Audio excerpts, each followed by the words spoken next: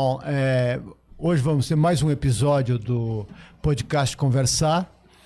Hoje vai ser totalmente FGV, né? Então, a começar pelo meu colega de caminhadas, o Zé Márcio Rego, de longa caminhada, de décadas, se não séculos. e o Luiz Felipe Kozak, que também é o entrevistador que está quase sempre por aqui.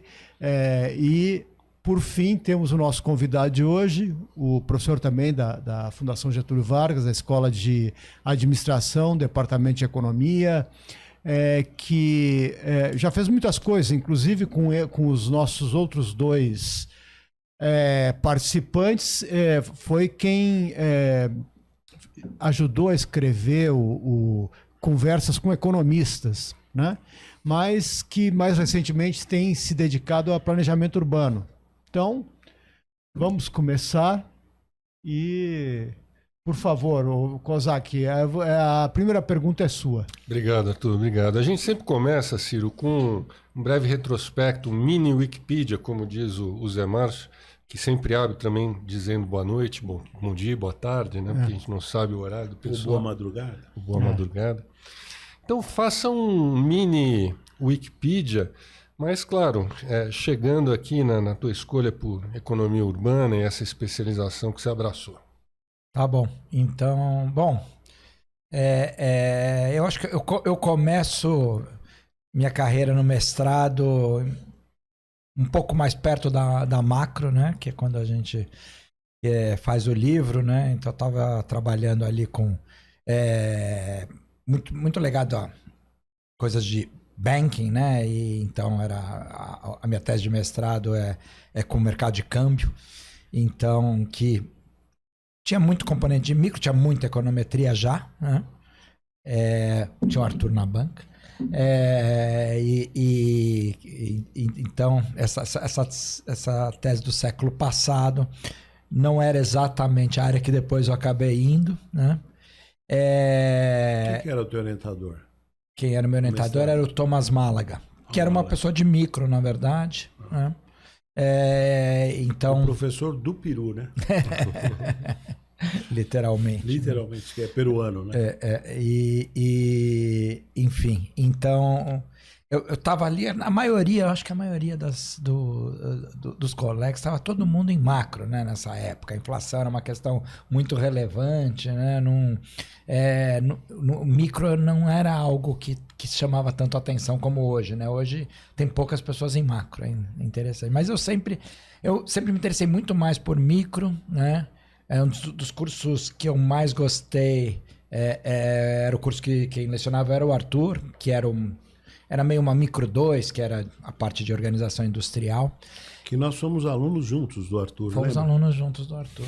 Verdadeiro. Você já estava no doutorado, né? Isso. Avançado no doutorado.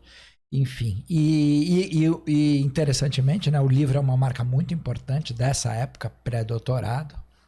Né, o primeiro livro que eu lancei na vida e era uma época divertidíssima, né? A época das entrevistas. E o livro acabou ficando muito em macro também, né? Vocês lembram, né? Quer dizer, essa questão da inflação inicial era muito interessante. Eu relendo ele agora, é bem impressionante como em 95, né? A maioria das entrevistas são entre 95.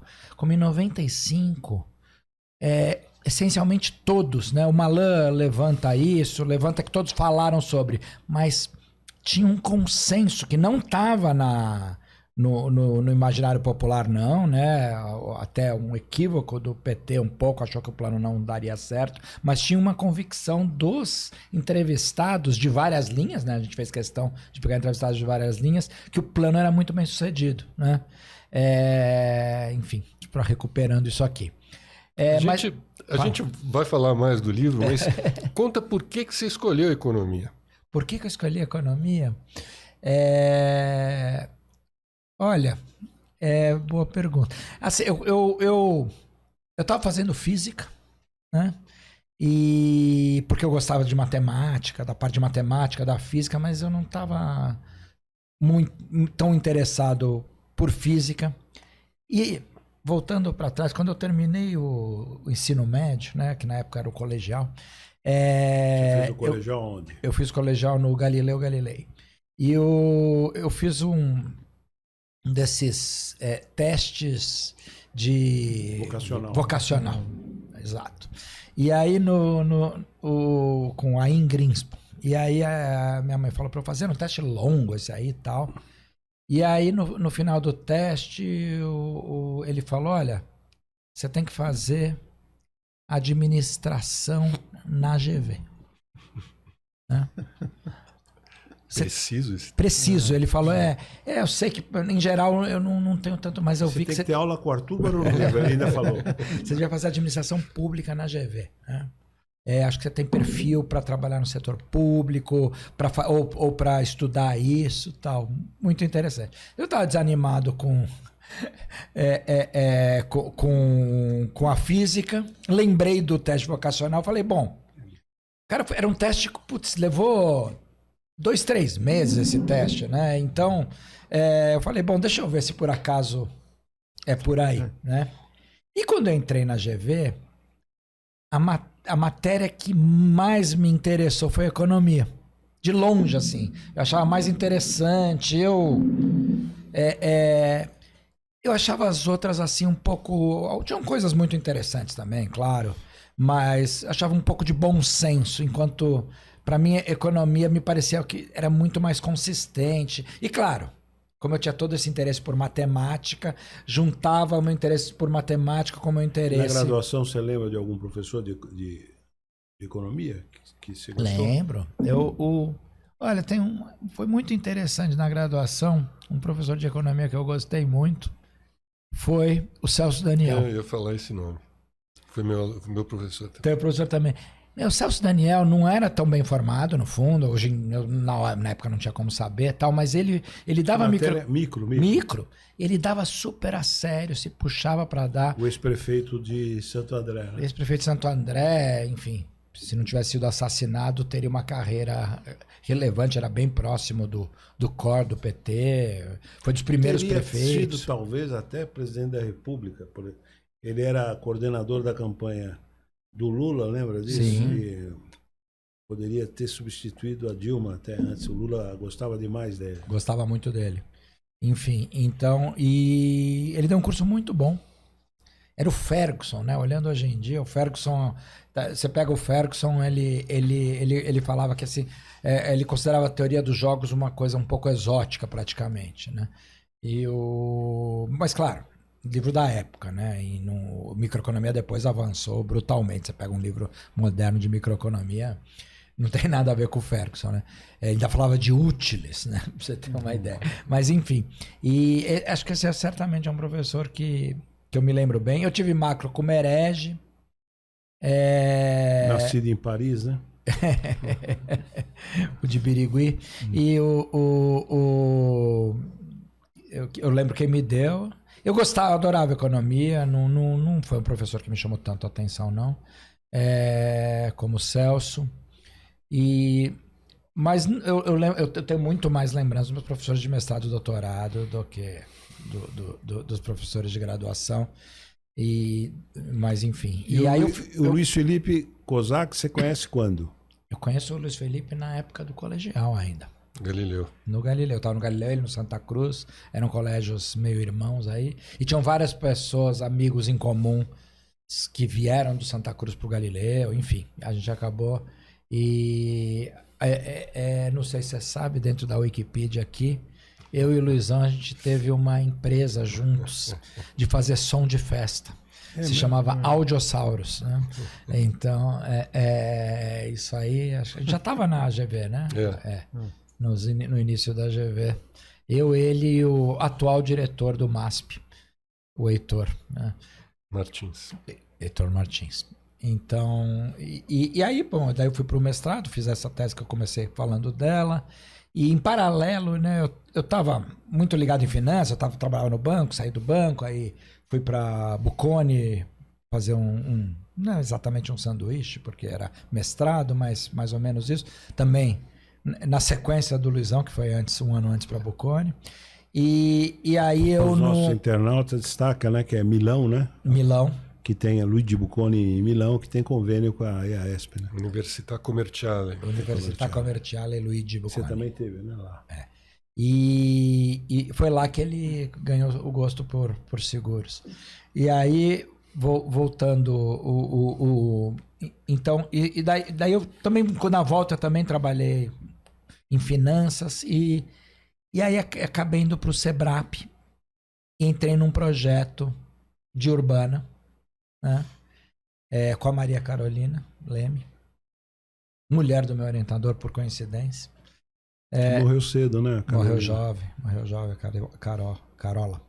E Filha do ex-presidente do Banco Central, Rui Aguiar da Silva Leme. filha do Rui Leme. Fundador da USP. Né? Não, foi professor, né?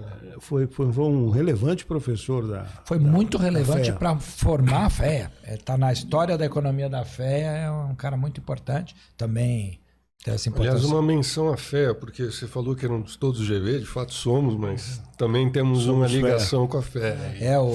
A graduação do Luizão é dupla, FEA e a minha também. Você também graduou na FEA?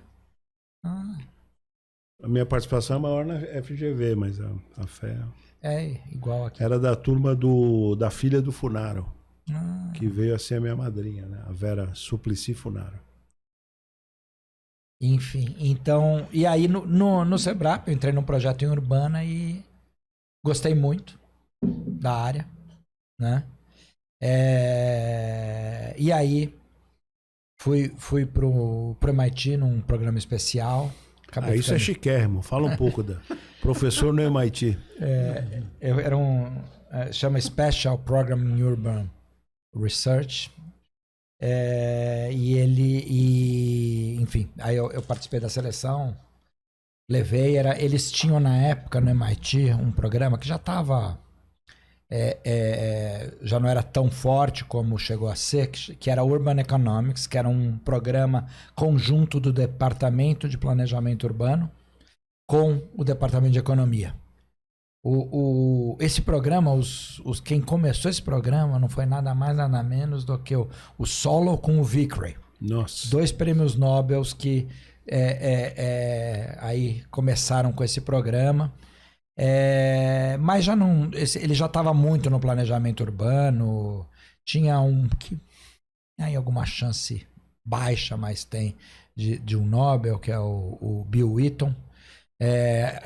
Também era um cara que estava na economia e participava desse programa, mas os outros economistas, depois que o Krugman deu uma sapiadinha nisso, mas o Krugman estava em muitas coisas, mas não tinha grandes nomes da economia nisso, ficou muito mais dentro do planejamento urbano. Pessoas muitos com formação em economia, né, com quem eu trabalhei lá, a Karen Polanski, ela faz economia em Harvard, é uma orientanda do Leontiev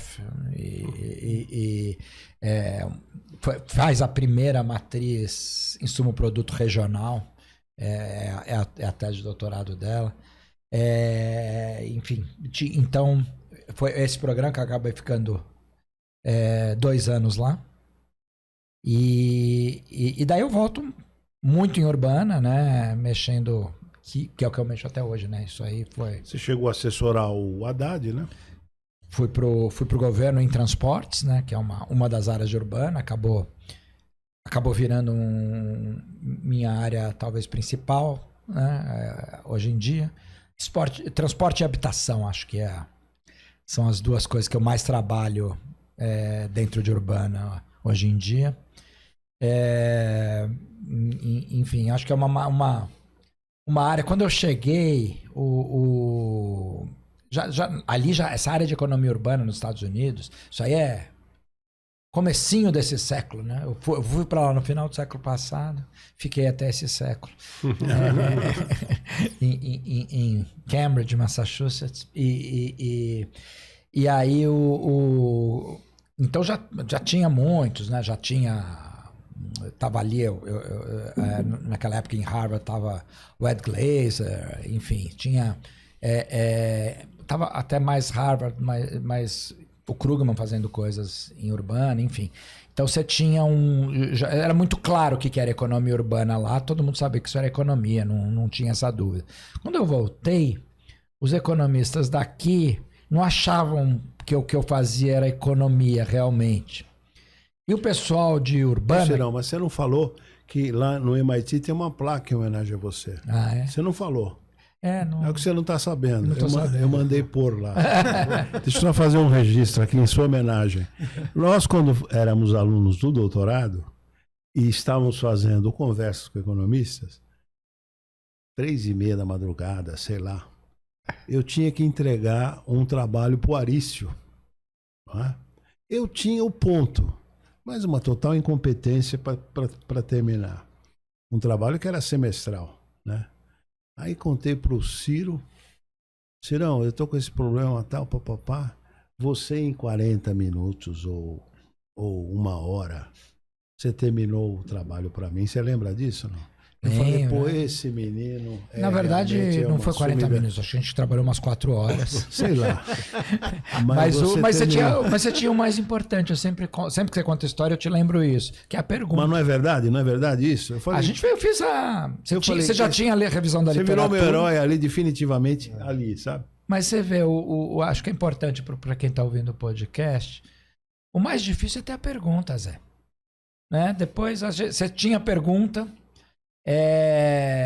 a gente já tinha, você trouxe a base de dados, né? A gente fez como não era com tanto dado, enfim. Você trouxe a base de dados ali impressa, a gente digitou, rodou as regressões, saiu o trabalho, que senão você ia reprovar nessa matéria e ia te atrapalhar a vida. Não, aí não ia terminar o doutorado. E eu lembro, claro, foi divertido. A gente virou ao dia, não foi 40 minutos. A gente terminou ali, imprimiu. Ali que eu senti, falei, esse menino é bom, esse menino ainda vai dar aula no MIT. A gente imprimiu, você saiu esbaforido para vir entregar. E contente. Né? E você feliz. encontrou com alguém ali entrando lá? Que não, tô indo entregar o trabalho, era algum teu colega de classe, não lembro quem, que falou, mas você terminou? E o cara não tinha terminado. Ele falou, pô, como é possível que ele terminou e eu não? Eu lembro de você me contando depois, me ligando, saindo da entrega do trabalho. Agora, foi interessante que sem vocês dois, né, deu uma liga nós três, né? Para fazer o livro, né? Cada um com uma característica, um complementando o outro, então foi um negócio fantástico. Foi um momento muito legal muito da legal, vida. Eu agora com o relançamento me vinha na memória imagens. Foi uma época que eu relembro com muito carinho. E a sistematização do senador, o apelido do Luiz Felipe é senador, né? A sistematização dele é impressionante. Era alemão na época. É, um alemão, realmente. A organização dele é... Perto dos dois é fácil.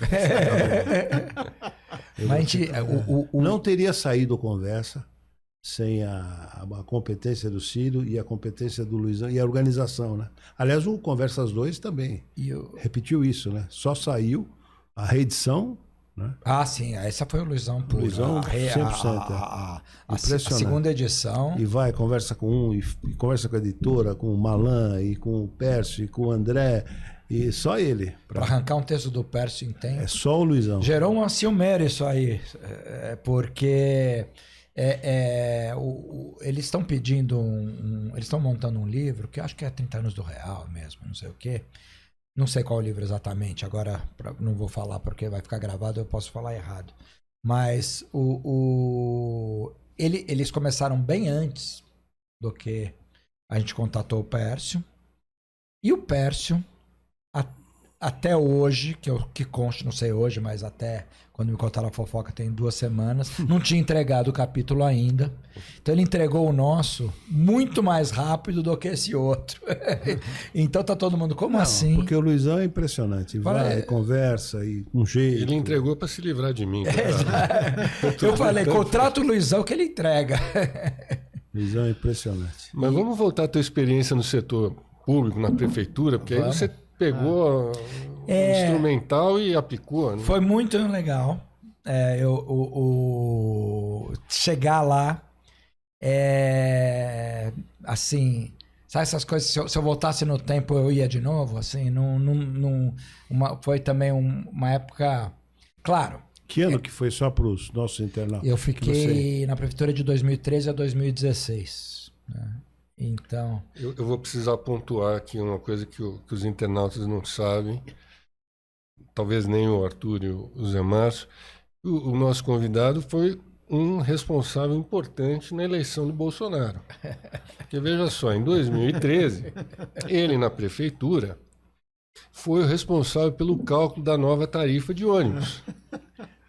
E as revoluções a partir daí foi causado pelo Ciro, que calculou, e aí virou político, virou contra a corrupção, aí a Dilma foi empichada, e aí toda a história chegou no Bolsonaro. Então, internautas, agora vocês sabem o motivo. O motivo da eleição do Bolsonaro. Mas isso vem da amizade dos dois desde o Rio.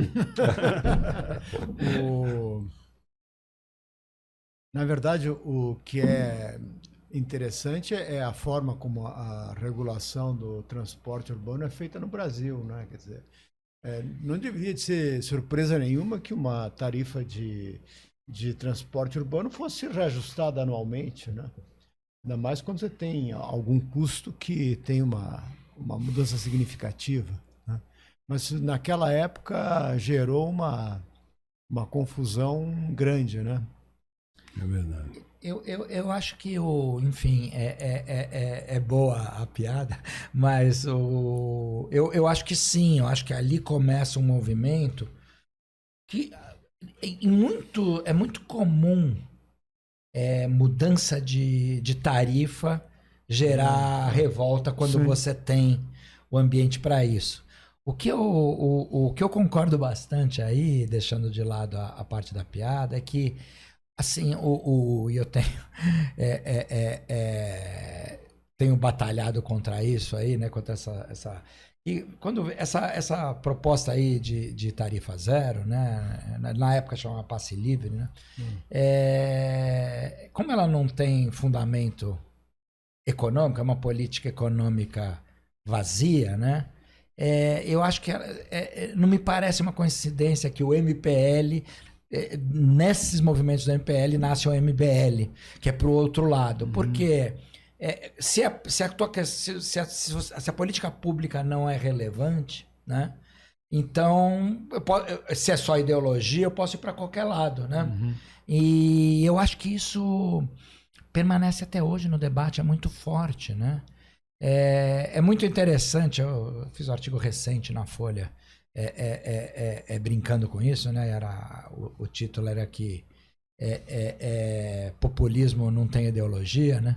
Se você olhar quem implementou tarifa zero é bem misturado direita e esquerda, não é uma política, né? Enfim, e o debate está muito assim, né? Quer dizer, até a gente estava falando agora da eleição americana, né? É mais importante se você tem um cachorro ou não tem um cachorro do que as propostas de política pública, né? E essa época, a gente estava assistindo, né? O Plano Real e tudo que se seguiu, né? A lei de responsabilidade fiscal, as sucessivas reformas da Previdência, o fim dos bancos estatais, né, do Estado, né, que era também uma margem, o que aconteceu com a educação, o aumento do investimento em educação, o IDEB, né, enfim, o INEP, né, a criação, a consolidação do sistema de avaliação, enfim, poderia citar várias coisas. A gente coloca isso até no artigo da reedição do livro, né? A gente assistindo ali em 95, a gente também estava concordando com os nossos entrevistados, e isso obviamente não dava para adivinhar, mas parecia que dava a impressão mesmo que viria aí uma época em que a gente ia ter boas políticas públicas, né? Então, quer dizer, não sei se é o próprio Plano Real, então, ó, acabamos a inflação, agora vamos fazer políticas públicas corretas, vamos para as políticas microeconômicas que são difíceis em educação, saúde, o SUS, enfim, você pode citar muitas coisas institucionais que foram feitas nesse momento, em que a gente assiste o país, ainda que não tenha crescido a taxas chinesas, estava crescendo de maneira muito consistente, né? Mas, Cirão, deixa eu aproveitar que você trabalhou 3 anos, né? Pela direita e pelo centro-direita, criticam muito a gestão do Fernando Haddad na prefeitura. E que, injustamente, que foi uma gestão maravilhosa, né? Se você pudesse falar da gestão do Haddad e do próprio Fernando Haddad, né, que é um personagem político importantíssimo, e tem perspectivas de continuar sendo, né? É uma dos possíveis nomes para o futuro próximo, né? Você falasse da gestão dele na prefeitura e também falasse de uma avaliação da persona Fernando Haddad. O Fernando eu conheci em 2012, né? E que ele me chamou para trabalhar no plano de governo. Por intermédio de quem? Por intermédio do Samuel. Samuel Pessoa. Do Samuel Pessoa. Que leu um texto meu sobre transportes, falou, você precisa apresentar para o Fernando. Enfim, o Fernando é muito brilhante, absolutamente brilhante. Ele formado em Direito, aí ele resolveu que ele ia fazer Economia, ele prestou ANPEC e entrou na USP. ANPEC não é fácil, né? Pra gente, a gente tinha que estudar, né? A gente que é formado em Economia, tinha que estudar para ANPEC para conseguir pegar top 5. Aí ele foi lá, vindo do Direito, foi lá, prestou, entrou. Então, assim, só para pegar um negócio lá atrás, mostrar o brilhantismo dele, ele pegava as coisas muito rápido sempre e sempre apoiou, né? Então, assim, a gente estava lá, voltando a essa época, né, que é o comecinho, né, 2013, tinha acabado de começar o governo, né? A gente não reajustou em janeiro por uma das imbecilidades da Dilma, né? Que achou que podia segurar a inflação com preços controlados, né? A gente estava conversando em dezembro e tal. Eu falei, vamos reajustar, né? O Kassab disse supostamente, não, se você quiser eu posso aumentar a tarifa para você, né? Eu falei, fala para ele que sim. Pro ônus ficar com ele. Com ele. Daí quando ele fala assim, não vou fazer isso para não estragar a tua posse, né? Então, esse é dos políticos mais espertos da atualidade, é o Kassab, né? Uma potência. Mas em janeiro quem não deixou foi a Dilma, com uma política anti-inflacionária, que eu achei que já não iria existir essa política, né? E então, na verdade, a culpa do impeachment da Dilma é da própria Dilma. E aí, claro, por que você faz em janeiro? Porque tá todo mundo de férias, né? Quem se manifesta contra, em geral, é estudante, né? Aí foi quando a gente foi fazer, em junho. O Luizão já lembrou essa história aí, macabra. Agora, a gente estava ali discutindo, né? E aí o Fernando falou, alguém me dá alguma coisa que não seja voltar atrás no aumento de preços, né? O que a gente dá para essa turma? Eu falei, dá transparência. Ele, como assim, Ciro? Aí eu já tinha a proposta, vamos abrir os dados do GPS dos ônibus, tecnicamente o GTFS, né? E eu já estava preparado para isso, eu já tinha um recurso do Banco Mundial para fazer tecnicamente o que você precisa fazer, uma API, para abrir esses dados. Ele falou, vamos fazer. Em setembro a gente estava com os dados abertos.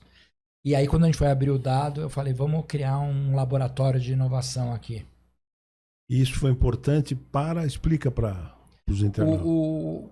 Quando você abre os dados de transporte, né, do GPS dos ônibus em particular, que era uma coisa assim, a gente abre em 2013, é a primeira cidade da América Latina a abrir, né? Isso nos Estados Unidos e Europa já tinha começado, assim, Portland, Oregon é muito pioneira nisso, começa com isso em 2006, em 2008 ele já tem os dados abertos, mas a maioria vai começar em 2010, 2011, né?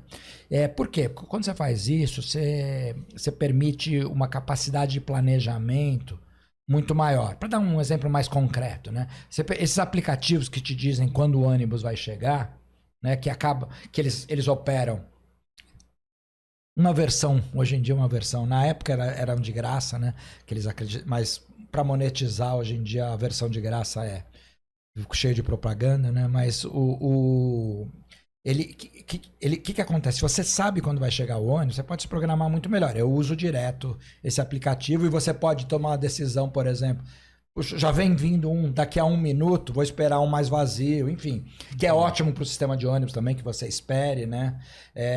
Porque essa coisa dos ônibus grudarem um no outro, é porque se todo mundo entra num, né, ele demora mais para carregar, o outro vai, praticamente não para no ponto, no limite não para, a tendência é eles bunch, né? Eles encavalarem, né? E então um aplicativo fazendo isso, que simplesmente o fato de você abrir esse dado permite que se faça um aplicativo, é um ganha-ganha, né? Todo mundo ganha. Todo mundo ganha. Então eu sempre fui muito focado em abertura de dados como um ganho de eficiência, né? Em toda a minha gestão aí nos transportes, não apenas como um ganho aí de accountability, né? Eu acho que também, claro, poderia ser. No fundo, para nossa surpresa, usou-se muito pouco esses dados, né? Quer dizer,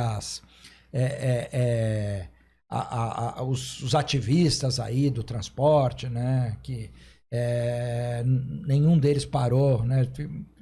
Defendem pautas discutíveis aí, ao invés de, por exemplo, usar isso para controlar, ver se os ônibus estão cumprindo a frequência que estão cumprindo, enfim, tentando virar um sistema de controle da entrega desse serviço, né? Que esse serviço, uma vez licitado, ele passa a ser, por definição, um monopólio, né? Ele é um monopólio natural, porque se você não tem muito como colocar, é difícil colocar concorrência. Como é que a abertura dos dados do GPS impacta na precificação? Como é que você usa isso para... Potencialmente, você poderia, por exemplo, né, ele tem que sair, sei lá, 5 ônibus por hora, né? 6 ônibus por hora, para ficar fácil a conta. Um ônibus a cada 10 minutos, né? Se ele não cumprir isso, você pode punir, né? Londres, por exemplo, se tem que sair 6 ônibus por hora, ele manda 5, ele não paga o sexto. Ele paga 5 e acabou, né? Eles falam com ele, pô, eu vou no mercado, eu falo, me dá 6 maçãs. Pô, só tenho 5 para te dar, bom. Mas você me paga 6, porque você pediu 6, né? Isso não vai acontecer, a explicação. E isso você poderia, por exemplo, para isso, né? Então, você teria sistematicamente punições. Londres usa de um jeito impressionante isso aí. Ele calcula, a precisão do ônibus tem que ficar em torno de 1 minuto. Se ele consegue uma precisão maior do que 1 minuto, o Londres premia o cara. Agora, menos que 1 minuto... Mas, Cirão, deixa eu dizer, a tua explicação está maravilhosa, a tua pergunta também, mas é um grau de detalhamento...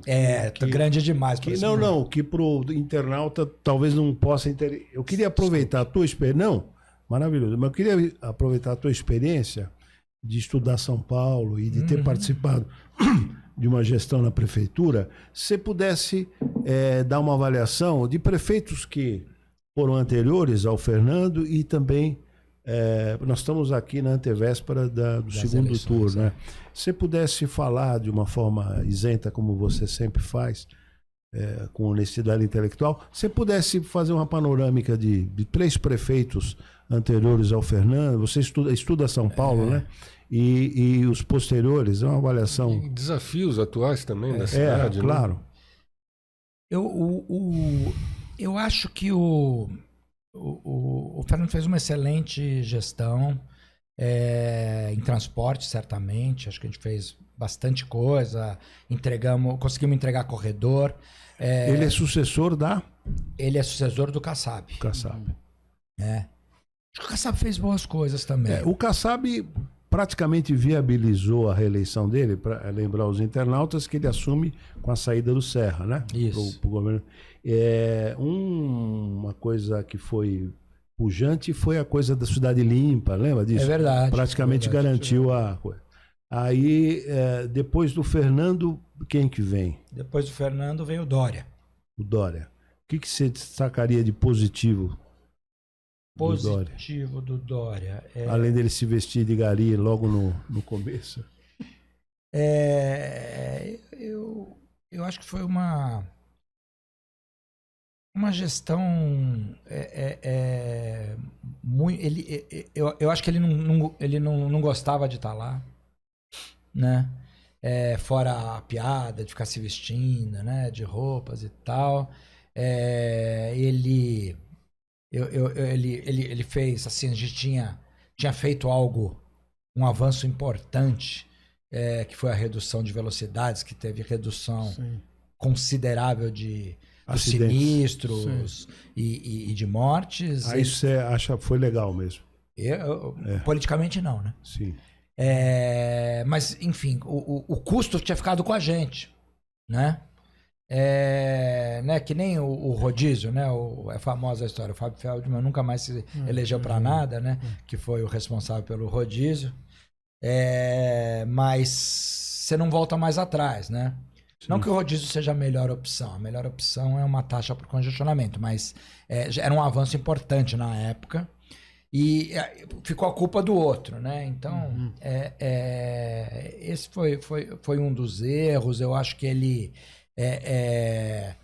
teve, assim, tentaram avançar um pouco ainda nas creches. Eu acho que em educação, o Dória avançou um pouco. Eu acho que a gente não foi tão bem em educação, na verdade. Sim. Né? Por incrível que pareça, né? O Fernando vem de ministro da Educação. Acho que ele ficou com a impressão que ele poderia ser prefeito e secretário de Educação ao mesmo tempo, e que obviamente não dava, né? Enfim, mas essa seria uma área que talvez questionaria. Eu acho que a Marta fez uma excelente, voltando atrás, né? Acho que a Marta faz uma excelente gestão. A coisa do céu, né? Ela faz os céus, ela começa os céus, uma política que ficou, nunca saiu, né? Enfim, agora tem o Nunes não conseguiu entregar céus, mas também porque hoje em dia fazemos, cada dia... O que o Nunes, você elogiaria de positivo do Nunes? Do Nunes? Olha, eu acho que ele deu... Ele montou uma equipe boa, não acho que a equipe é ruim, de secretários, e ele dá poder para os secretários. Ele tem essa capacidade de... Ele não é concentrador. Não é concentrador e parece que não tem um ego tão grande quanto os outros prefeitos, sabe? Acho que essa característica... Interessante, chamar a atenção. Eu acho, né? Assim, eu tive contato com ele como vereador ainda. Low profile.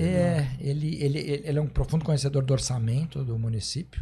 Conhece? Como vereador, ele sempre trabalhou na LOA, no PPA. Por isso eu fui falar com ele, na época que ele era vereador. Esse é um grande trunfo dele, ele ter sido por longo tempo vereador, né? Esse é o grande trunfo dele. Né? Ele conhece a cidade mesmo. Mas eu acho que assim, acho que a gente avança em coisas que a Marta, a concessão do transporte que a Marta fez, É algo muito inovador. Ela faz isso antes da lei das PPPs, mas é uma concessão já num formato muito moderno de concessão, né? Eu diria que a concessão que vai a cabo, acho que ainda, não sei se já era o Bruno ou ainda era o Dória, é inferior, é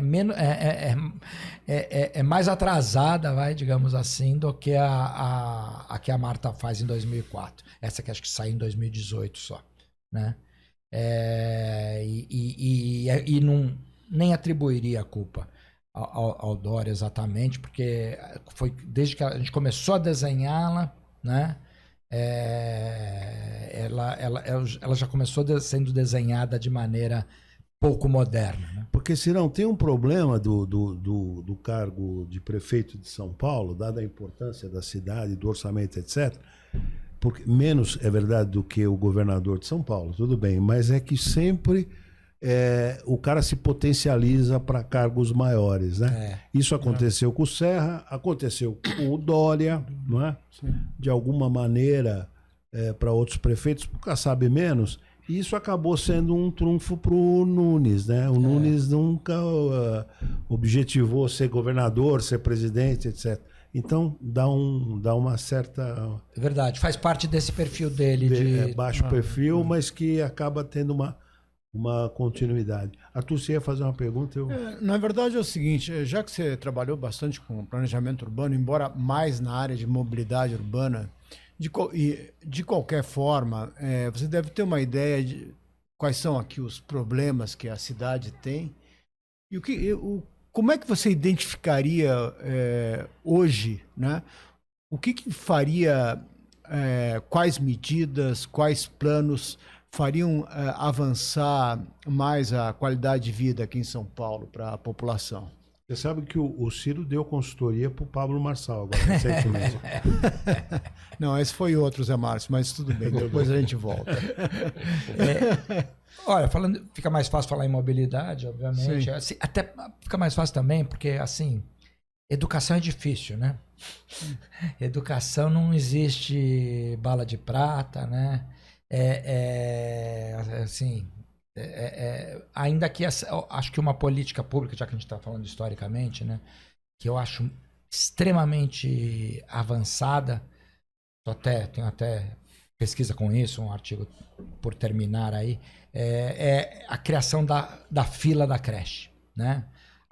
A melhoria da qualidade da creche, claro, a melhoria da qualidade do ensino é um grande desafio, mas isso é um monte de coisas ao mesmo tempo, mas como medida singular, a criação da fila da creche é brilhante. Quer dizer, o Nunes acabou com a fila da creche porque a fila da creche foi criada. Foi no governo do Kassab. Ah, é? Teve um cara que bolou... Isso vem da cabeça do Alexandre Schneider. Também mega FGV. É verdade. E atual secretário de Educação de Pernambuco. Ele vem da cabeça dele, enfim, ele monta essa política pública e porque antes você chegava, né? E agora ele foi bancado politicamente pelo Kassab, porque isso aí politicamente era uma moeda incrível, né? Você doa a vaga, né? Claro. Né? Quando não tem fila informatizada, você usa essa moeda, ela vale muito, essa moeda.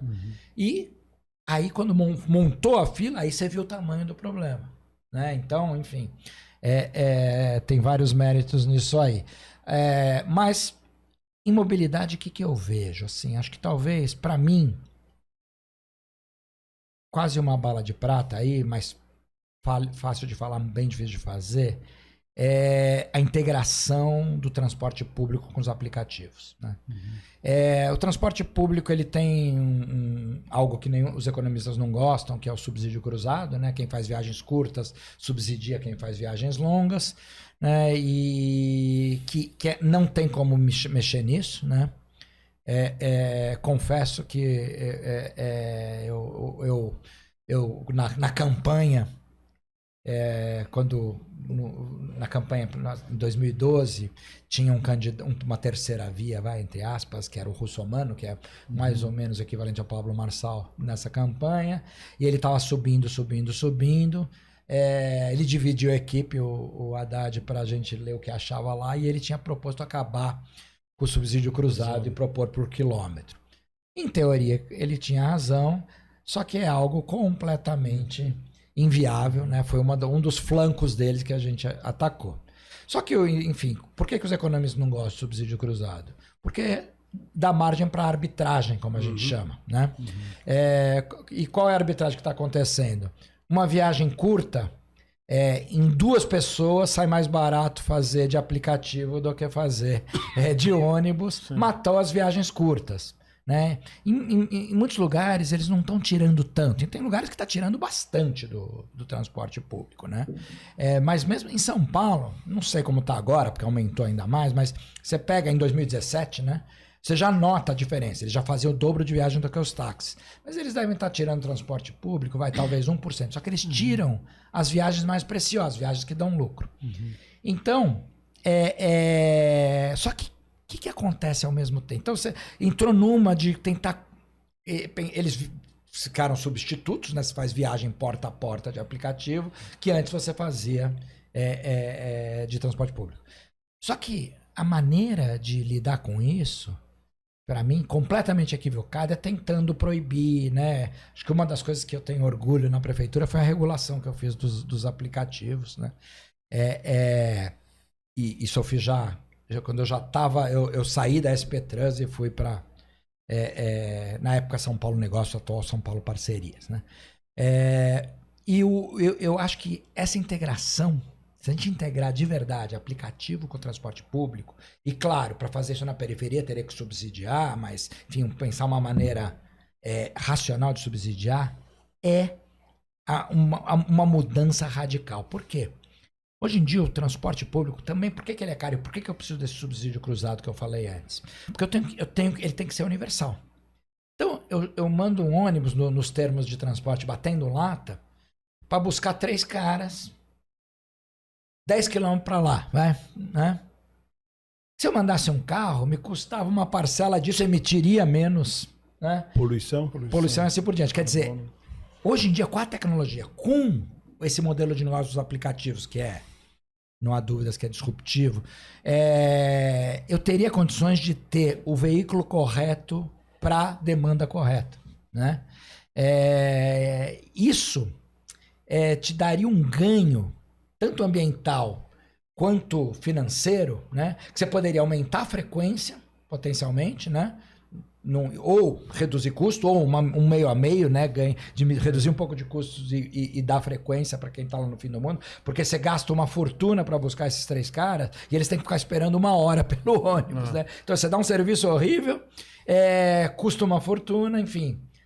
Isso seria para mim, isso mudaria a mobilidade brutalmente. Deixa eu aproveitar até o momento que domingo agora vai ter. O Ciro Biderman foi eleito prefeito de São Paulo. Além desse aspecto que você destacou agora, que eu achei maravilhoso, que mais ideias, você deu aula de planejamento urbano no MIT, né?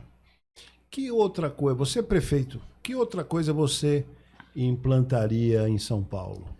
Olha, para sair de mobilidade, para não ficar batendo na mesma tecla, eu certamente implantaria aluguel social. A gente fica com uma solução única de dar propriedade, né? O resultado tem sido dramático. Também tem artigo nisso aí mostrando que você faz as cidades ficarem mais espalhadas, né? Um impacto do Minha Casa Minha Vida, um programa massivo, e a gente só faz isso. Programas massivos de propriedade. Tem que construir casa nova, né? Tem que dar o título. Tem que dar o título. O aluguel é muito mais flexível, né? Você pode aproveitar o estoque existente. Sim. Claro, vai aumentar a demanda, mas daí você vai incentivar o mercado imobiliário a produzir mais imóveis para uma classe mais baixa, né? E hoje em dia, com a história das plataformas, de novo, né? Isso é interessante, hein? Eu acho que em geral, fazendo um parênteses, já falando um pouquinho mais dessa ideia, você vê, teve uma onda de inovações, né, Zé? Né, em muitas áreas, né? Fintechs e tal, e um monte de techs por aí, mas particularmente na área urbana, né? A gente está falando dos aplicativos. Você pega meninos que nem tinham curso superior, até de origem humilde, né? Estou lembrando aqui aquele Thales Gomes, né? Que ex nihilo nihil, do nada nada provém, mas ele do nada cria Easy Tax, que chegou a operar em 35 países, mais do que o Uber, né? Numa altura do Championship. Depois ele vendeu, saiu barato, etc. Então tem muita ideia de jovens, né? O Thales tem essa ideia sem ter visto a Uber, na verdade. Impressionante, né? Ele teve de conta própria, porque não era tão... Ele é paralelo, né? Exatamente. Né? Teve um defeito que ele ficou fixado, né? Quando a gente estava regulando, a gente chamou... né? Quando a gente estava regulando os mercados, você conversa com o mercado. Sim, claro. E tal, né? E ele, não, isso não, a gente tem que ficar só no táxi e tal. Isso foi... Né? Ele foi o gênio e depois não soube se adaptar, enfim. Inclusive vendeu barato, né? Ele sai vende 70% por 10 milhões. Para Cabify. E que depois sai do país. Né? Sim. Enfim. Então você tem essas inovações e o setor público está lambendo os beiços, né? Não está lambendo o dedo. Não tá aproveitando o que está acontecendo. Então, essa ideia sua do aluguel social é maravilhosa. E essa usando as plataformas, tá cheio de plataformas hoje em dia para aluguel não social. Sim. Quer dizer, você vai, o sujeito o beneficiário se cadastrou, ele vai e entra, ele escolhe, né? Fantástico. Porque quando você produz, o cara só pode ir para lá. Você chegou a propor isso, não? Propôs? Não, na época não. Eu não tinha pensado nisso na época, infelizmente. Fui pensar isso mais para frente. Mas a gente está tentando implementar isso. Fantástico. Não está na plataforma de governo de nenhum dos candidatos. Não está na plataforma de governo de nenhum dos candidatos. Eu vi uma estatística que São Paulo, apesar de ser uma cidade grande, aliás enorme, né? O seu grau de verticalização, de densidade ainda não é tão grande. Né? É verdadeiro. Então... talvez uma proposta como a sua, né, pudesse aproveitar essa oportunidade de verticalizar mais em algumas regiões da cidade, eu não sei. Aí, é claro, isso teria que ser estudado. Né? Excelente dado que o Arthur trouxe. É curioso como São Paulo não é verticalizado por porte dela. E ele tem uma característica interessante, né? Tem um pesquisador da NYU, Solly Angel, né, um cara de urbana, bem economia urbana. New York University. E um cara que eu gosto muito.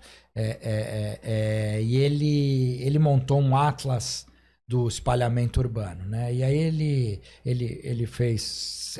São 120 regiões metropolitanas no sorteio dele, daí caiu São Paulo, a probabilidade de São Paulo ser escolhida era maior, né? Porque, enfim, ele queria pegar de vários tamanhos.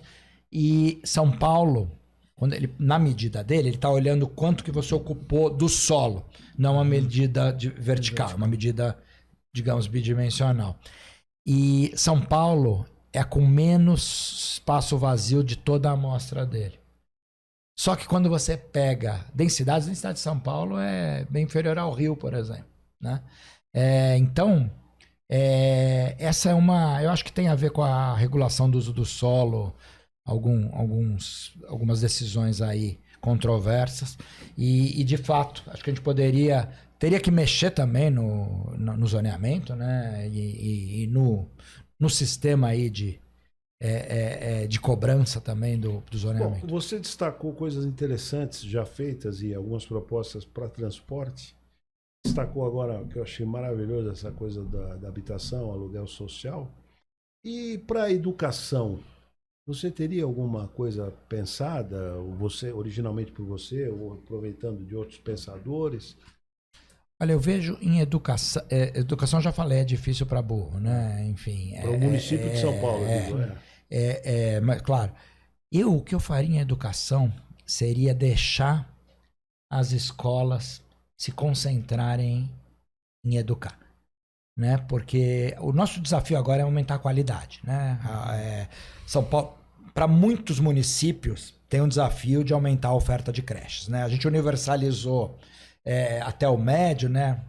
Tem lugares que ainda precisa isso, mas muitos lugares universalizaram até o médio, mas quase ninguém chegou, tá entregando a demanda por creches que existe. São Paulo já resolveu isso. Agora, o que eu quero dizer, deixar eles se concentrar? Então, eles precisam se concentrar na qualidade e tem... Eu não sou um especialista em educação, eu não vou entrar nas diversas medidas que você pode ter para a qualidade. Eu vou dizer por um outro lado. Algo que eu tenho explorado hoje em dia, que é uma nova forma de contratação, e essas duas propostas passam por isso, né? Você pensar fora da caixa em como contratar os serviços públicos. Eu quero pegar um exemplo específico e a gente poderia dar outros, mas um significativo. Por que que o município tem que ter um parque imobiliário de escolas? Nem os bancos têm o parque imobiliário de agências mais, né? Então, quer dizer, o diretor perde tempo que ele podia estar concentrado em melhorar a pedagogia, né? Melhorar a qualidade do ensino. Ele perde tempo administrando um imóvel, né? Então, securitiza isso tudo, né? Faz exatamente o que os bancos fizeram nos anos 90, né? Cria um fundo imobiliário, né? Dá para uma financeira fazer isso, né? Uma fintech. E também aproveitar mais o mundo digital. Isso. Né? Até utilizar mais a criança na própria casa, em um período pelo menos, né? E a prefeitura financiar isso. Mas não tem coisa. Tá, compra o equipamento, tá certo? E fornece. Na pandemia, Zé, eles compraram 1 milhão de tablets e não conseguiram usar. Porque não foi pensado. É um negócio pensado, não é só comprar o equipamento. Não é só comprar. Agora, porque se você faz isso, não é só que você libera a Secretaria de Educação para fazer o que ela tem que fazer, isso falei só, mas é algo bem relevante, né? Você passa a poder administrar isso. Porque o que acontece hoje em dia? A gente tem vaga sobrando em alguns bairros e vaga faltando em outros. Porque você já tem aquele prédio, né? E o governo é um péssimo administrador imobiliário, né? E isso permitiria uma das grandes dificuldades para o ensino integral, que tem várias evidências que tem tido efeito relevante na melhoria da qualidade do ensino, justamente você conseguir área, né? Os céus, o duro dos céus é uma dureza. Você achar, são terrenos de 10 mil metros quadrados, vai achar 10 mil metros quadrados. Você mexe com o mercado imobiliário, você sabe o que eu estou falando? Vai achar 10 mil metros quadrados consolidados na cidade de São Paulo. Você não acha na periferia, não é que você não acha no centro, né? Então, a administração, né? Você falou em educação, eu puxei pro meu lado para não tem tantos caras tão bons em educação que vocês devem estar inclusive entrevistando. Pensando na cidade, eu acho que essa gestão do território, né? O que é brilhante dos céus eles virarem um equipamento público para a comunidade, né? Então eu acho que você tem que eu misturei aqui duas coisas, né? O aspecto imobiliário, o territorial da educação, que é relevante, a gente tem que se eu vir o prefeito, em todas as áreas, a gente tem que pensar novas formas de contratar. E outra coisa, uma coisa mais célere, mais rápida. Eu estou lembrando aqui o episódio desse parque aqui da Augusta, né? Como é que chama o parque? Parque Augusta. Parque Augusta. Puta, mas foi uma demora, 3 gestões, Paraná. Teria que ter uma rapidez. Olha, tem uma área aqui, vai virar parque, acabou e fim de papo. Tem que pagar o que tem que pagar, não precisa. Ou desapropria, né? Tem ainda muitas áreas interessantes muitas áreas, você sabe disso, que poderia virar parque imediatamente. Nos falta muito espaço público, né? Pois é. Mas a gente, ficou muito difícil governar, né? Cada vez é mais difícil governar, né? Eu acho que os órgãos de controle têm um papel fundamental, não vou, pelo amor de Deus, longe de mim querer que acabe, mas eles tornaram muito mais difícil governar, né? Então a gente fala da Marta, né? Que ela fez muitas coisas, tal, e vai ficando, os próximos governos vão fazendo menos e menos, porque a gente também precisa repensar esse sistema de controle, né? Ministério Público, Tribunal de Contas, eles têm seu papel, mas você precisa arrumar um jeito de que as coisas não demorem tanto com certeza. Inclusive porque tribunais de contas, etc., foram se apropriando de competências, né, que outros... por exemplo, o Tribunal de Contas da União, ele praticamente virou o regulador das agências reguladoras, coisa que isso não está na sua competência legal, né? Então, eu acho que esse aí é um aspecto fundamental. Agora, Ciro, como você fez administração pública, certamente essa questão da gestão, embora você tenha se especializado mais na área de análise econômica, etc., é uma questão chave. Eu já cheguei a ver estudos que mostram que muitas vezes a diferença de bom desempenho de escolas está na questão do gestor. Uhum. E você foi um assessor importante do então prefeito Fernando Haddad. Você chegou a pensar nessa questão? Bom, o que nós podemos fazer no sentido de melhorar a gestão municipal e que poderia ter um impacto positivo? Ou você está tão ocupado com as outras coisas que nem deu tempo de pensar nesse tópico? Eu vou pendurar, por puro, não oportunismo, mas é porque é uma figura muito polêmica, que se você pudesse também fazer uma análise rápida dessa figura que despencou na política paulistana, do Pablo Marçal, se você puder fazer o que você avaliou, não dele, mas das propostas mirabolantes, enfim, se você pudesse. Ele está virando José Marçal. Eu acho que o Pablo Marçal vai nessa linha que eu acho muito perigosa, né? Do supostamente antipolítico e com nenhum compromisso com a política pública, né? Então, porque essa política pública cada vez mais dá menos voto, né? Então as pessoas não estão votando por isso, né? Então ele podia ser absolutamente vazio nas suas propostas de políticas públicas, porque não era isso que dava voto para ele, né? Então eu acho que é o risco da democracia brutal hoje em dia.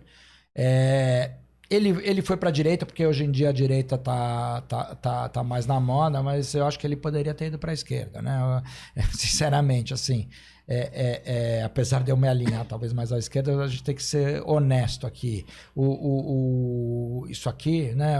Você pega, tem políticos por aí que resolveram, optaram porque no país dele estava melhor, né? Com coisas parecidas, né? Eu acho que me dá angústia. O que virou a falta de responsabilidade com a boa política pública. Eu acho que o mundo... Esse é um risco para o mundo, né? Num momento aí de que a mudança climática a gente achou que ia ser um problema para os nossos netos, para nós, né?